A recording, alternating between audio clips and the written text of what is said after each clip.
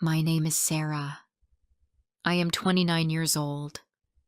I live in Pennsylvania. My town is not big. It has small shops, a few churches, and a train station that is almost always quiet. There are trees on every street. In the fall, the leaves turn gold and red. I like to walk under them after work. I live alone in a small apartment. It has 2 rooms and a window that faces the street. In the morning, I make black tea. I sit by the window and watch people walk their dogs or carry paper bags from the bakery. Then I take the bus to work. I work in a small office on the 2nd floor of a brick building. It used to be a shoe store many years ago. Now there are desks, computers, and coffee cups everywhere. My desk is by the window. I like that. I can see the bakery and sometimes the library across the street. Every day feels the same. The office is quiet. People speak in low voices. They type and make phone calls. They say good morning and smile. I smile too. Then I sit down and begin my day. I like my job. It is not exciting, but it is calm.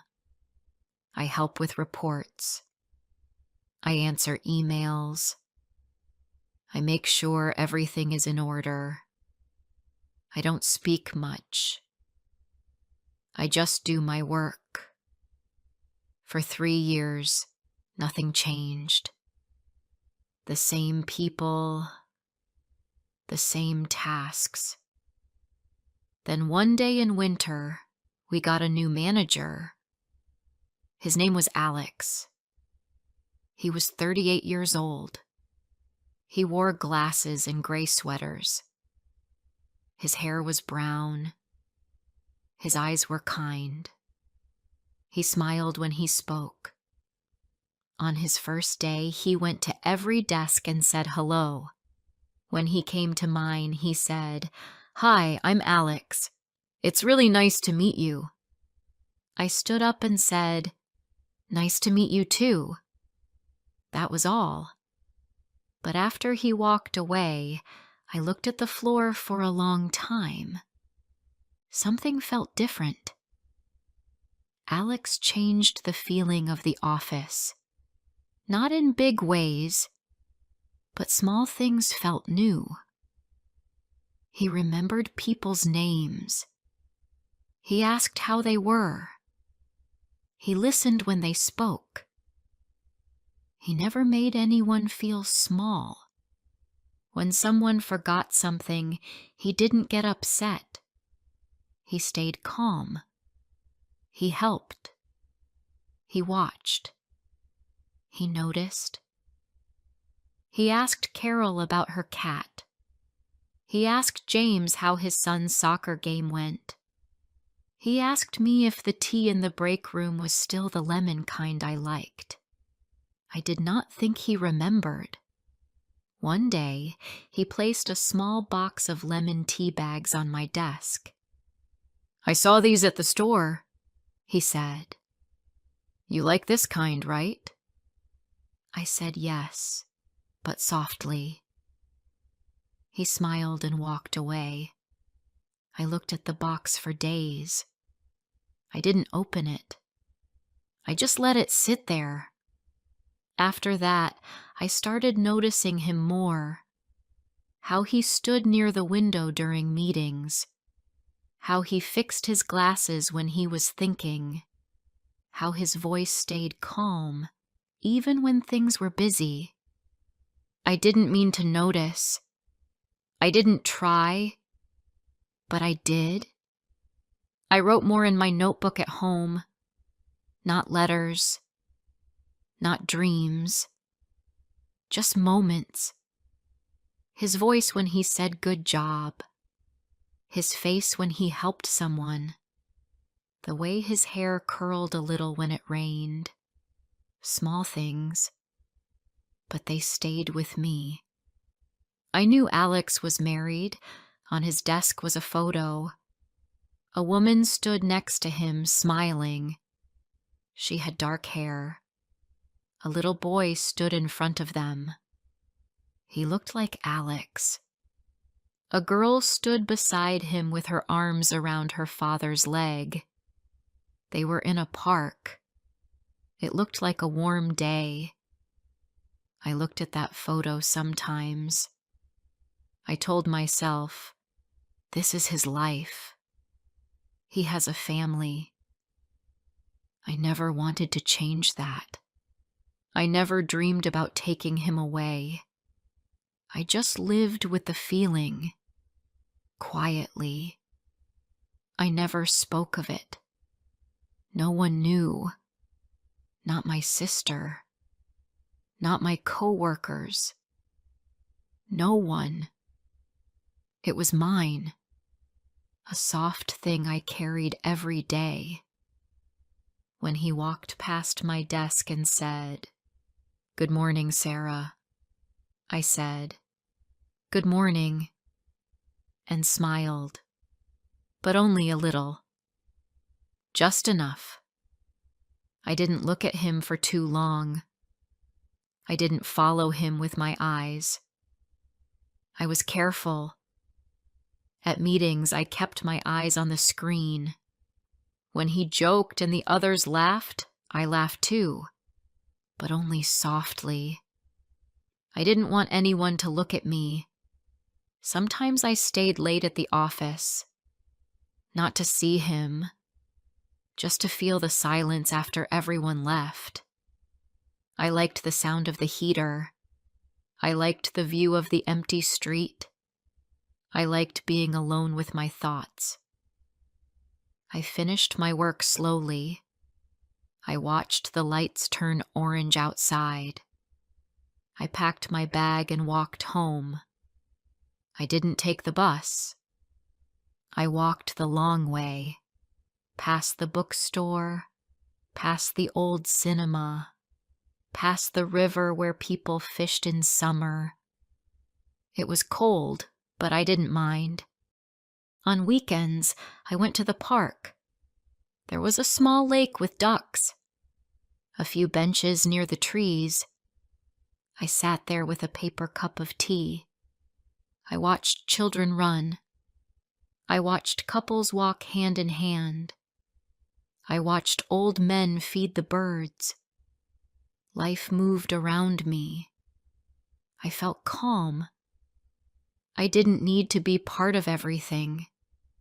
I liked watching. I liked sitting still.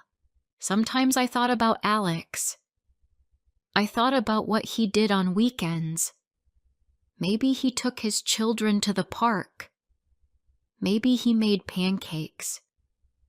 Maybe he read the paper with a blanket over his knees. I didn't want to know. I didn't search. I just wondered. I didn't ask for this feeling. I didn't look for it. It came slowly, like rain that starts with one drop, then another, then a soft shower. It didn't hurt, but it didn't go away either.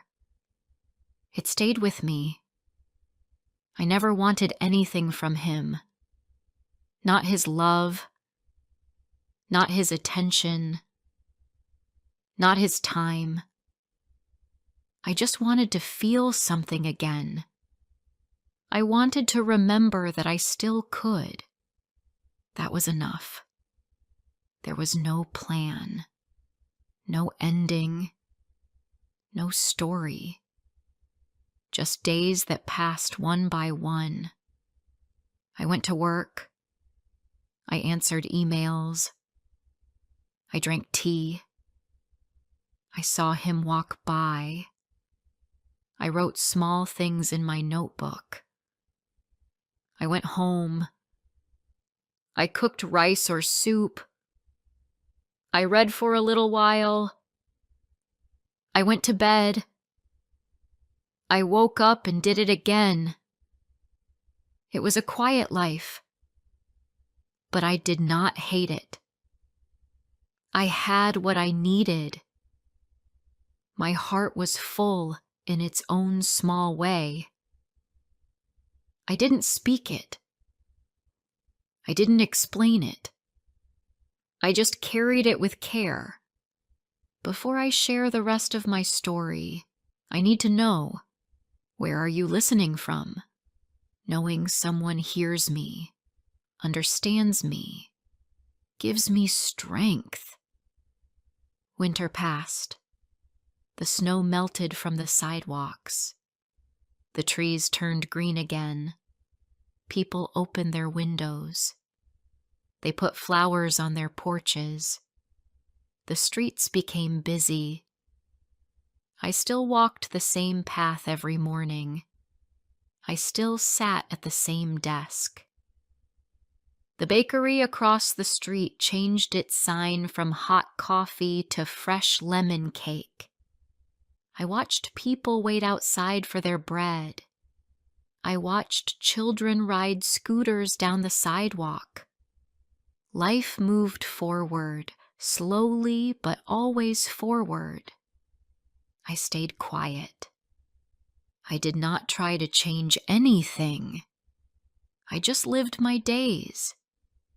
Alex stayed the same.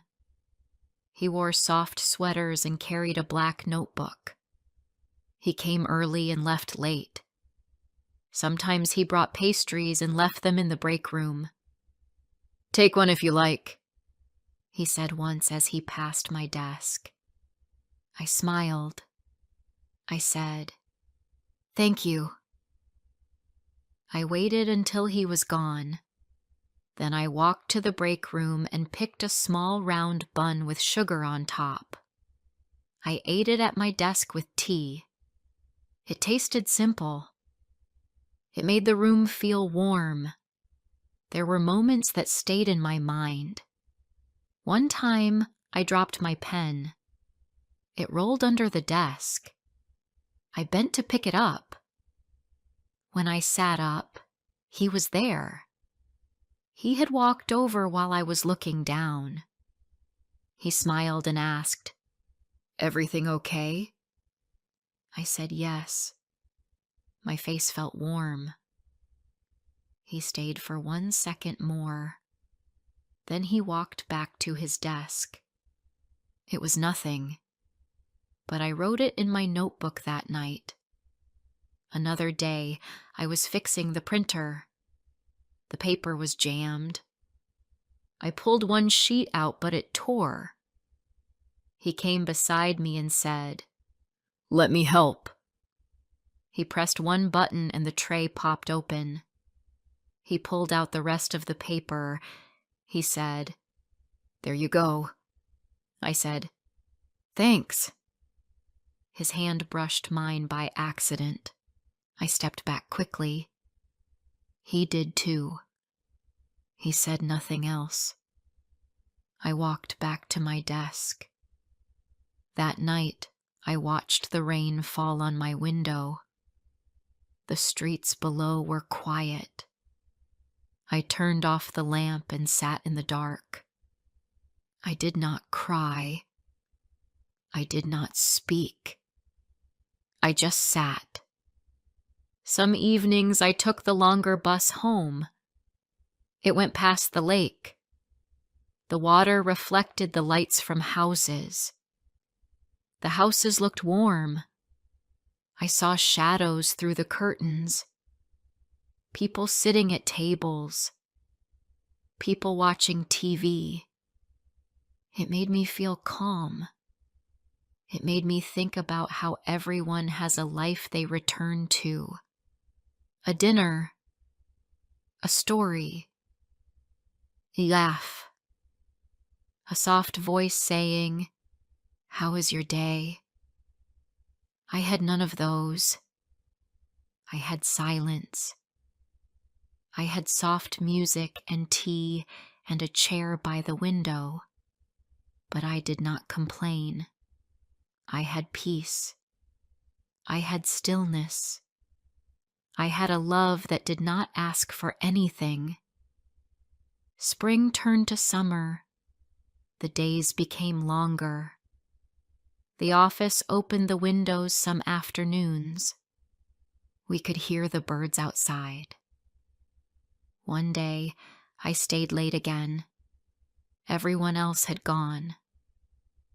I worked on a report. The room was quiet. Then I heard footsteps. I turned.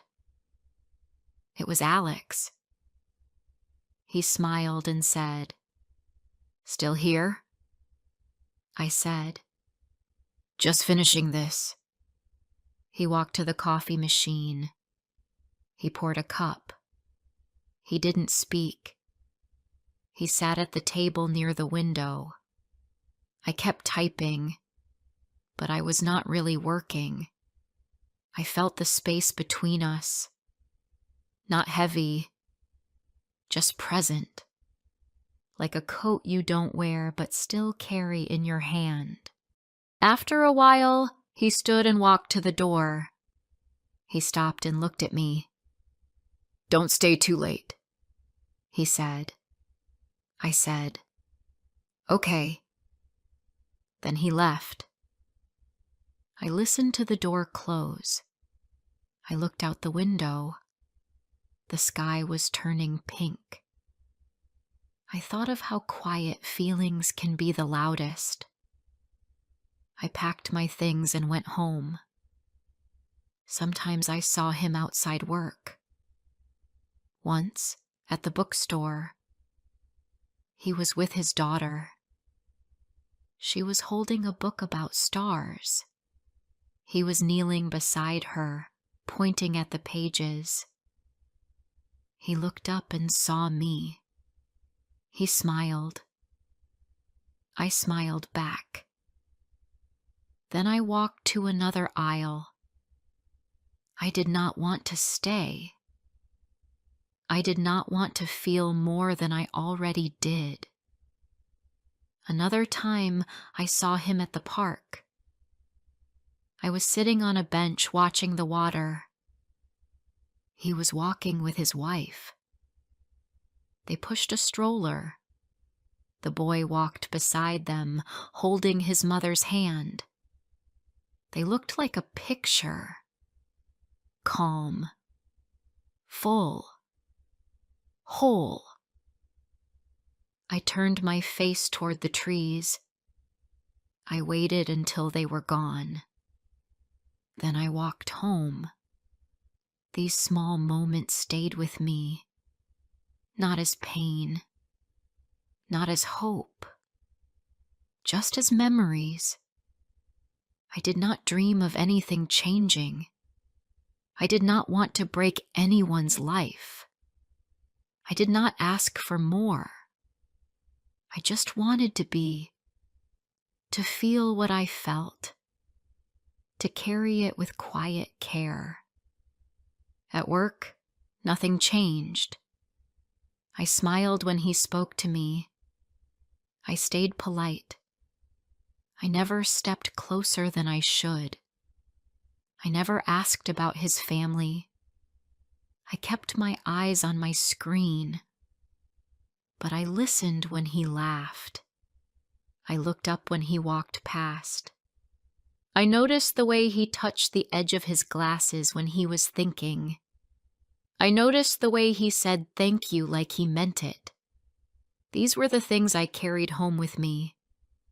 Some nights I read old books, stories about people in cities far away, people who waited, people who watched, people who loved in silence.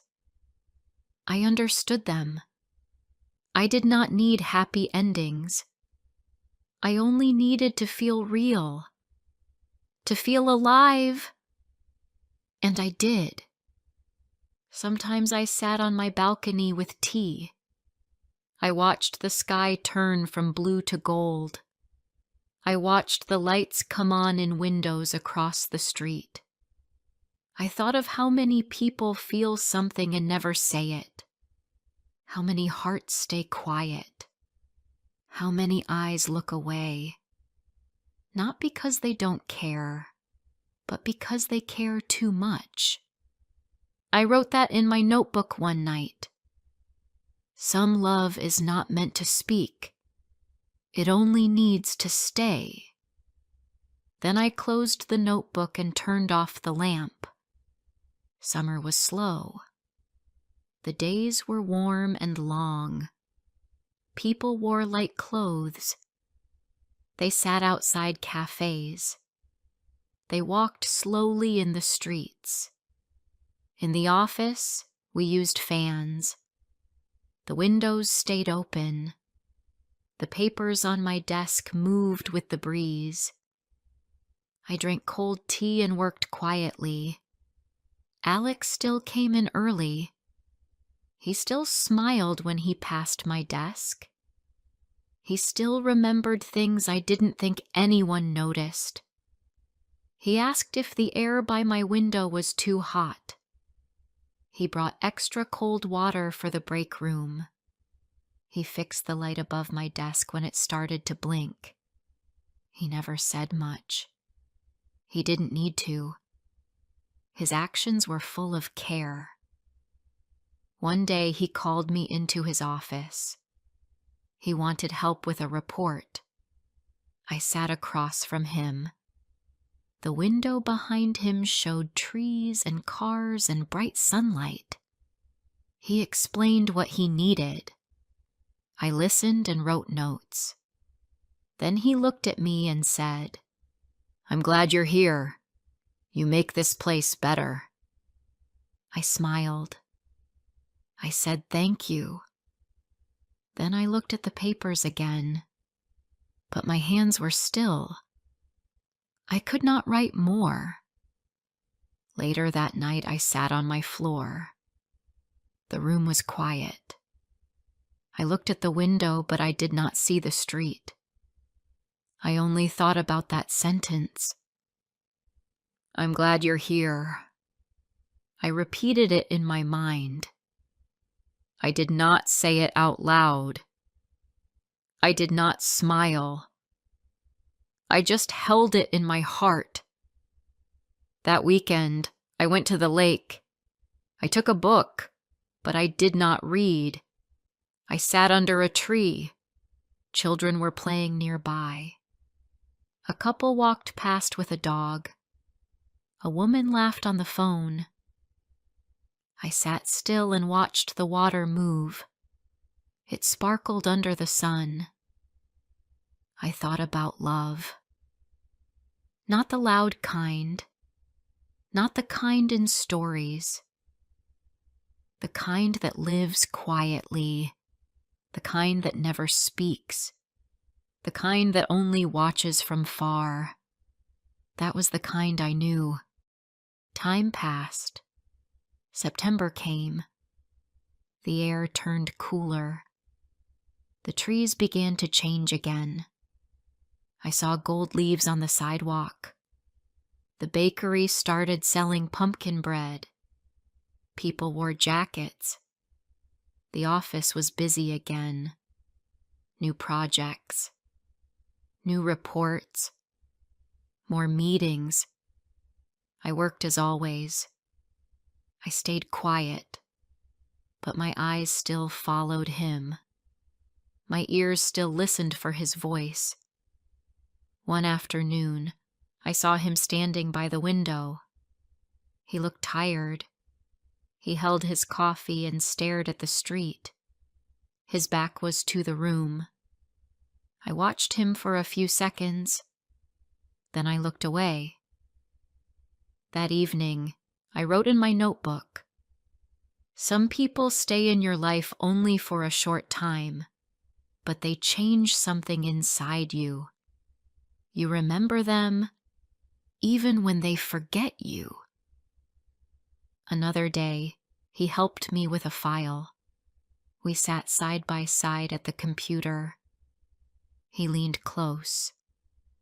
I could hear his breath. He showed me something on the screen. Our hands touched by accident. He didn't move. I didn't move. It lasted only 1 second. Then he looked at me. I looked back. We didn't smile. We didn't speak. Then he said, "That's done."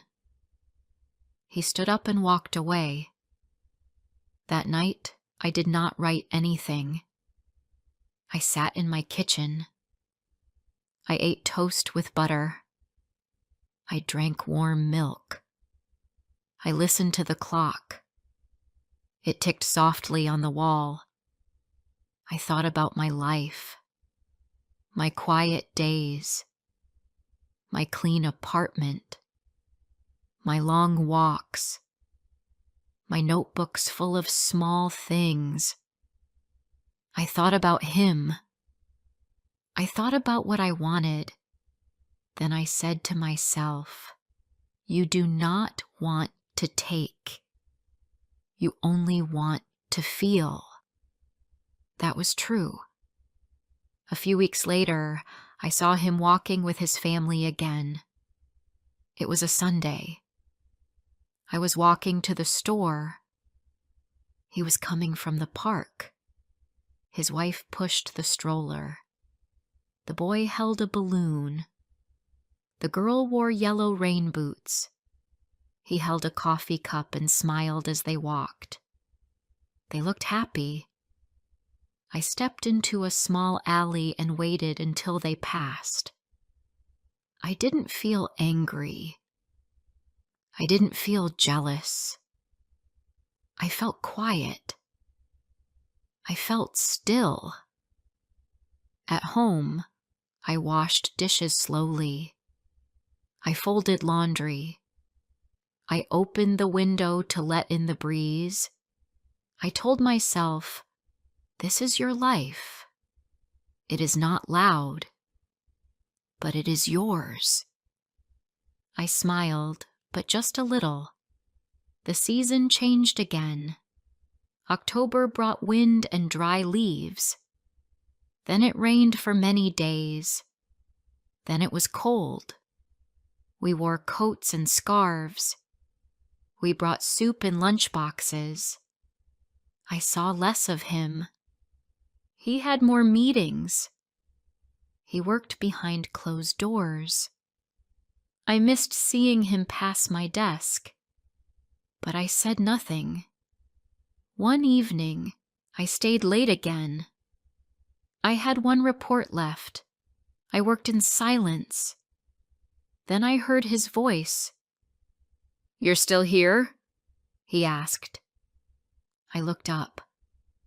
He was standing at the door. I said, "Almost done." He walked in and sat across from me. We didn't speak. Then he said, "You're very good at what you do." I said, "Thank you." He looked at his hands. Then he looked at me. "Take care of yourself, Sarah," he said. I nodded. He stood up and walked out. That was the last time we were alone. After that, things changed. Slowly, but they changed. He didn't speak to me much. He was still kind, still calm, but we kept space. We stayed polite. I didn't mind. I understood. We had both felt something, but we didn't say it. We couldn't say it. Winter came again. Snow fell on the rooftops. People rushed inside to stay warm. I sat by my window and drank tea. I wrote one last line in my notebook. Some love is not made to grow, but it still teaches you how to feel. Then I closed the notebook and went to bed. I still go to the same office. I still walk the same streets.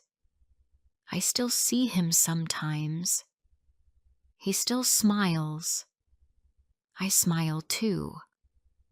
But it's different now. I carry something quiet inside me. Not pain, not hope, just peace. If this story touched your heart, don't forget to like, comment, and share. More emotional and inspiring stories are coming soon. My name is Dr. Maya Carter. I am 38 years old. I live in Los Angeles, California. I work as a gynecologist in a small hospital near downtown. Every day, I meet many women. They come to me with pain, questions, fear, and sometimes with hope. My job is not just to treat their bodies. I also listen to their stories. Each one is different. Each one stays with me. I start my day early. I leave my apartment at 6:30 a.m. The streets are still quiet. The sun rises slowly over the tall buildings. I drive to the hospital, park my car, and walk in through the side door. I greet the nurses. I check the files for the day. I look at the names. Some are new. Some are familiar. Some make my heart heavy. I remember their faces. I remember their tears. My first patient this morning is a young girl named Jessica. She is only 17. She walks in with her mother. Her eyes are red. Her hands shake. She looks scared. Her mother does not speak much. She just holds her daughter's hand. I invite them to sit. I speak in a soft voice. I ask Jessica how she feels. She says she is late. She has pain in her lower stomach. She thinks she might be pregnant. Her voice is low, almost a whisper. I do not judge. I never do. I tell her it is okay. We will find out together. I ask her some questions. Then I take her to the exam room. I check her gently. I run a quick test. A few minutes later, I tell her the result. Yes, she is pregnant. Her eyes fill with tears. Her mother stays quiet. I wait. I let them speak when they are ready. After they leave, I take a deep breath. This is how my day always begins, one story at a time. The next woman I see is Maria. She is in her early 40s. She works as a cleaner in a hotel. She speaks with a soft Spanish accent. Maria comes to see me every few months. She has pain during her periods. The pain is strong. Sometimes it makes her fall at work. She cannot afford to miss too many days. She has 2 children. Her husband left years ago. She works hard to feed them. I examine her. I suggest some new medicine. She says thank you again and again. She always brings me a small gift. Today, it is a red apple. She says, "For the best, doctor." I smile. I tell her I am just doing my job. Later in the morning, I meet a woman named Alicia. She is 34 and just moved from Texas. This is her first visit. She is 6 months pregnant. She wears a yellow dress and has a notebook in her hand. She writes down everything I say. She wants to do everything right. She is alone. Her husband works in another city. He can't be here until the baby is born. Alicia is scared. She wants someone to listen. I check her baby's heartbeat. It is strong. I show her the screen. She smiles with wet eyes. I needed this, she says. By noon, I sit down to eat lunch. I only have 20 minutes. I drink some water and eat a sandwich. I look out the window. The city is alive now. I hear cars and people. My mind stays with the women I saw. Each one carries something heavy. After lunch, I meet Helen. She is 60 years old. She is elegant. She wears a hat and walks with a cane. Helen tells me she has been feeling strange. She has not seen a doctor in 10 years. She says she was afraid, but now she wants to know. I examine her.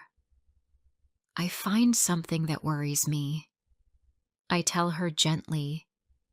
She listens without blinking. Then she says, "I knew it." Her voice is calm. I ask her if she has someone to help her at home. She says no.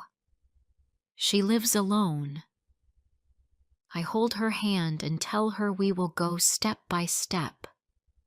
The rest of the afternoon moves fast. I see women of every age, every background.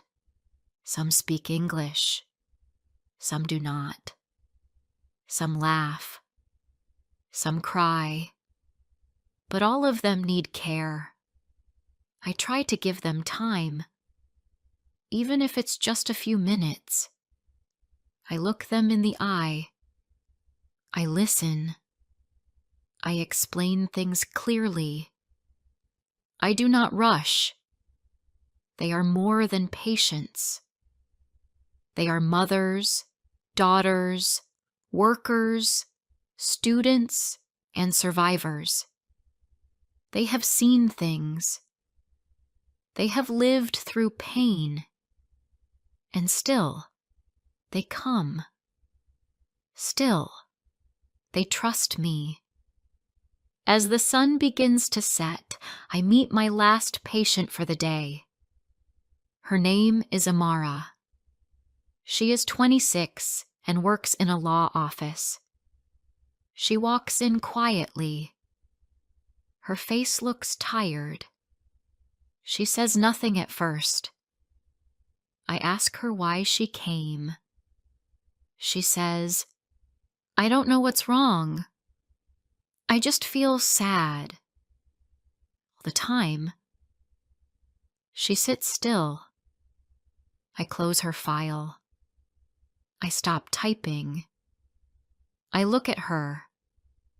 I ask her if she feels pain in her body. She shakes her head. No pain. Just emptiness. We sit like that for a while. Then she tells me her story. She had a miscarriage last year. Since then, she has not been the same. She says no one understands. I tell her, I understand. And I'm here. I give her a number for a counselor. I give her hope. When I finally leave the hospital, it is almost dark. I walk to my car slowly. My feet are tired, but my heart is full. I think about all the women I saw today. Their voices echo in my mind. Their words stay with me. This is not just my job. It is my calling. I help them heal. But they also teach me. They remind me every day that behind every file is a story. Behind every story is a woman. And every woman matters. Before I share the rest of my story, I need to know, where are you listening from? Knowing someone hears me, understands me, gives me strength. The next morning, I wake up early again. My apartment is quiet. I drink some coffee. I look out the window at the city. The sky is pink and blue. I think about the women I will see today. I wonder what stories they will bring. Every day is different. Every day is the same. At the hospital, I meet my first patient at 7:30 a.m. Her name is Li Mei. She is from China. She speaks some English, but not much. Her husband speaks for her. I ask her how she feels. She touches her stomach and says, "Baby okay?" I check her quickly. Her baby is fine. She smiles a little. Her eyes are tired. I ask her husband to wait outside. I want to talk to her alone. She looks nervous. I speak slowly. I ask if she is safe at home. She pauses. Then she says, "He gets angry. Sometimes he shouts. Sometimes." She stops talking. I do not push. I give her a small card with a number. A women's shelter. A safe place. She takes it and hides it in her shoe. I say, "You are not alone." She looks at me. For the first time, she smiles with her eyes. My second patient is someone I know well. Her name is Denise. She is 45. She has 3 children. She always talks a lot. Today she is quiet. I ask her what is wrong. She says her husband lost his job. She works 2 shifts already. She has no time to rest. Her body feels tired all the time. I examine her. I tell her everything looks normal. But I also know tiredness is not always in the body. Sometimes it lives in the soul. I hold her hand. I tell her, "You are strong, but even strong women need rest." She nods. Her eyes fill with tears. "Thank you," she says. Later in the morning, I see Sophia. She is a college student. She wears a hoodie and jeans. She looks young and worried. She thinks she might have an infection. She talks fast. I ask her to breathe slowly. I check her. It's a mild case. Nothing serious. She is relieved. She thanks me many times. Before she leaves, she says, "I didn't know doctors could be kind like this." That makes me smile. Being kind is part of healing too. By noon, I sit at my desk. I look at the files for the afternoon. I think of all the women who sit in my waiting room. Some of them are afraid. Some of them are angry. Some of them are just tired of waiting. But they all came. They all took that first brave step. After lunch, I see Claire. She is 50 years old. She wears a bright scarf and red lipstick. She walks in with a confident smile. But when I close the door, she starts crying. She says, "It's menopause. I feel crazy." She tells me she can't sleep. She feels hot all the time. Her mood changes every hour. I nod. I listen. I explain to her what is happening. I tell her it is normal. It is not her fault. She laughs through her tears. "Thank you," she says. "I thought I was losing my mind." Next, I meet Jasmine. She is 22. She came for a routine checkup. Nothing is wrong, but she has questions. Many questions. She wants to learn about her body, about birth control, about safe choices. I answer everything. I explain slowly. She listens with care. At the end, she says, "No one taught me this before. Not in school. Not at home." I tell her, "You deserve to know. Your body is yours." Later in the day, a woman named Nina comes in. She looks pale. She is very quiet. She hands me a report. I read it. It says she has early-stage cancer. She looks at me with wide eyes. "Is it bad?" she asks. I take a deep breath. I speak gently.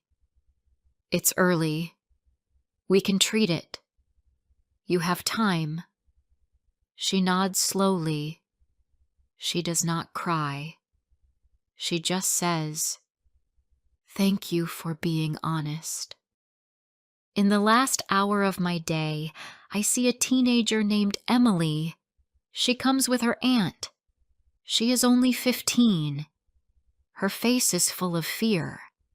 She does not speak much. Her aunt says she has not been eating. She has lost weight. I speak to Emily alone.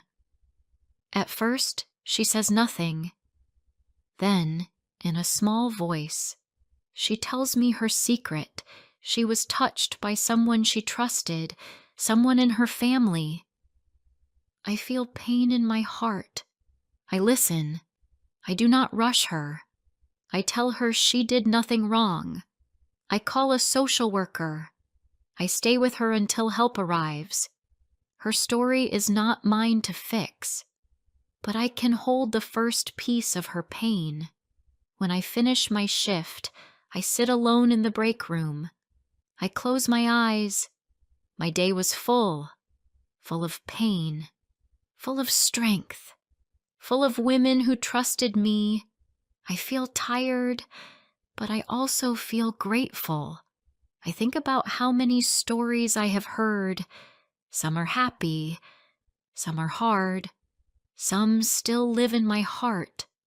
I think of all the women who walk through my door. Each one brings more than a body.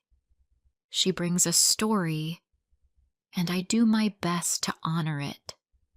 I turn off the lights in my office. I walk to my car. The streets are busy now. The sky is orange with sunset. I drive home in silence. I think about tomorrow. I will open the door again. I will listen again. I will care again. Because this is more than medicine. This is a promise. A promise to see, to listen, and to never forget the women who trust me with their truth. The next day, the sky is gray. The air feels heavy. I wear my white coat and walk into the hospital. The halls are quiet at first. Then they fill with voices, footsteps, and soft cries from the waiting room. It is a normal day. And still, it is never normal. Not in my office. My first patient today is Rani. She is from India. She is 32 years old and 6 months pregnant. Her husband could not come with her. He is working at a store. Rani sits on the edge of the bed. She looks nervous. I greet her gently. She says she has pain when she sleeps. I check her belly. The baby moves under my hand. I listen to the heartbeat. It is strong. I tell her she is fine, but she must rest more. Ronnie sighs. I work all day, she says. I clean houses. I cook for my in-laws. I have no time to rest. I tell her, your baby needs you to rest. She smiles for the first time. Then I will try, she says. I touch her hand. She thanks me in a quiet voice. The next woman is Grace. She is 28 and works at a bank. She has never been pregnant, but she wants to be. She and her husband have been trying for 2 years. Each month, the same heartbreak. She comes in with questions. Her voice is calm, but I see the pain in her eyes. I run a few tests. I explain the results. Nothing is wrong. Sometimes, even when everything looks fine, the body waits. The heart waits. I tell her, don't lose hope. Not yet. She closes her eyes. Thank you, she says. That's all I needed. I take a short break after Grace. I sit at my desk. I look at the photo on my wall. It's of my medical school graduation. I remember that day. My parents were proud. My mother cried. My father shook my hand. That photo reminds me why I do this work. Not for money, not for praise, but for the women who walk into this room every day, hoping to be heard. My next patient is Carla. She is 39.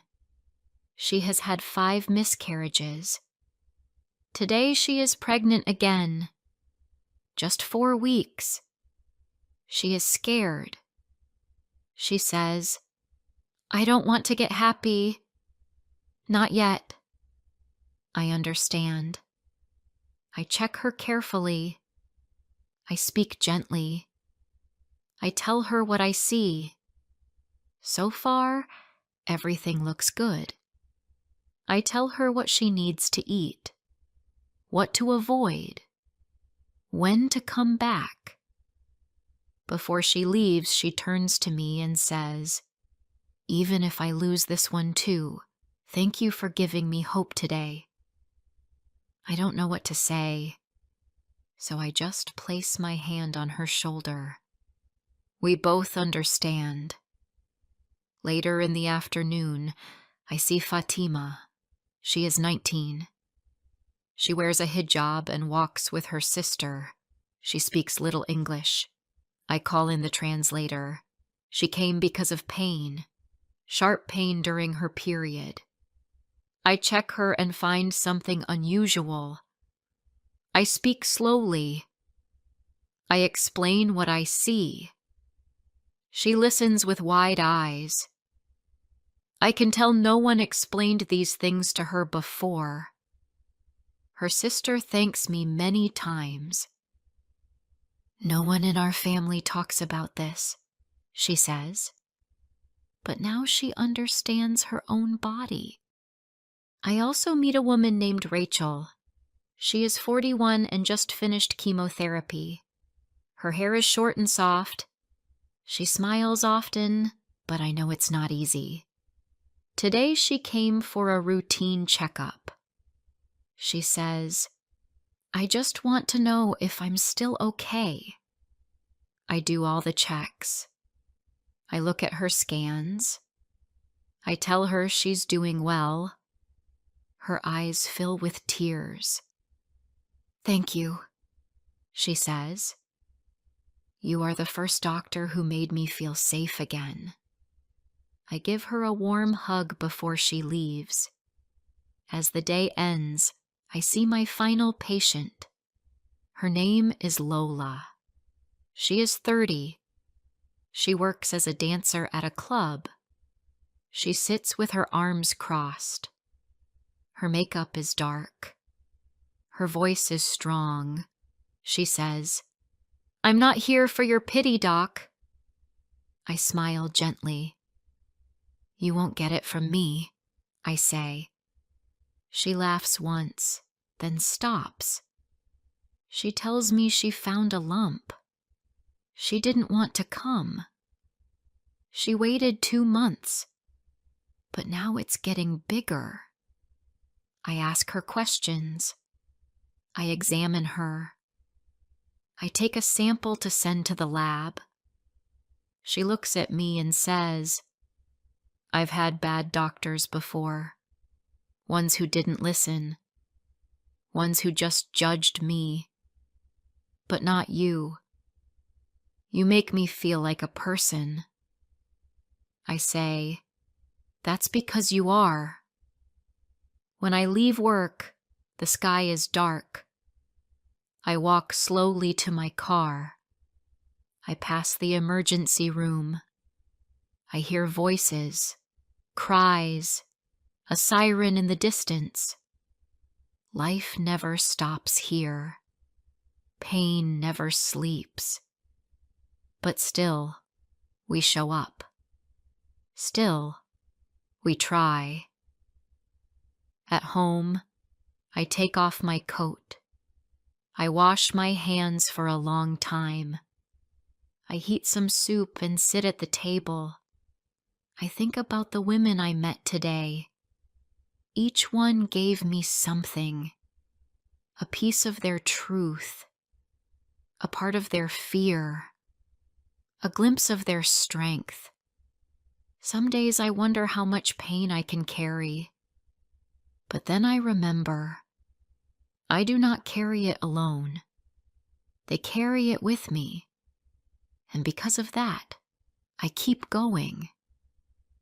I think of the young girl who whispered her fear, the mother who works 2 jobs, the woman who wants a child so badly she wakes up crying, the brave dancer who still showed up even after being ignored. These women are not weak. They are not just patients. They are warriors in quiet battles, and I am honored to walk beside them. I look out the window. The city lights are bright. Somewhere a woman is crying. Somewhere another is laughing. Life goes on. So does pain. So does healing. And tomorrow, I will open my door again. I will sit down across from another woman. I will say, "Tell me what's wrong." And I will listen, because this is more than a job. This is more than medicine. This is a place where truth is told, where shame ends, where healing begins. This is my life. And these are the stories women tell me every day. If this story touched your heart, don't forget to like, comment, and share. More emotional and inspiring stories are coming soon.